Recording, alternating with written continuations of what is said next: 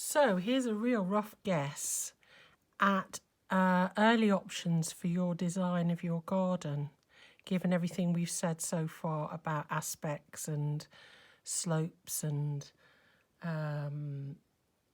options for slopes and the soil, etc. And depending on what you choose, we can work around where we go from here. So my thinking is, what are you going to use this for? And I've guessed, and you can add to this or change this, you're a, dare I say, a young couple, working from home sometimes, self-employed, going out to work, one of you out to work most of the time. And because Duncan works in a physical environment, I'm assuming you'd like to minimise his input into the garden, but you can expand or contract these ideas that I'm going to suggest. I expect you want to be able to relax in it.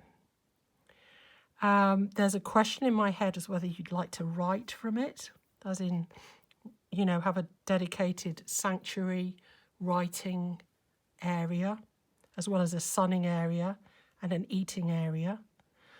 And we have to remember that the sun here, evening meals here are probably going to be out of the question given the way the sun encroaches during the day. And I'm thinking more of the summer months really, because usually in Britain it's too cold to go out much for the rest of the time. And this area will probably be even still more shady, with this one being sunny. I know you've got a patio here now, so I'm going to throw some ideas about here. And from the photographs, at the moment I've just seen some tools here, so we need to think about some tools. And some sort of accommodation. My guess is, but tell me if I'm wrong, 2 meters this way is a token patio. That actually you'd need to go out at least another ½ a metre or even a metre here if you wanted a sitting down, grabbing breakfast and lunch patio. So think beyond this, what you want to do with this time and to do with the areas. And you might say, no, we don't want to do anything here. We want this just to be, you know, hanging out the washing, or we want it to stay as a 2 metre patio where we don't do a great deal. Chuck a few tools here. And you can get some quite small little tool sheds or build some little ones that would go here. And remember, this is the shady side as well. So you could keep it very, very simple. Keep it as it is. Have your patio here as one option. And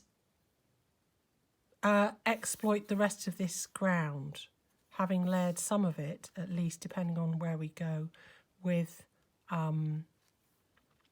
soil, added some decent depth of topsoil and some good nutritious soil to feed stuff where you want to.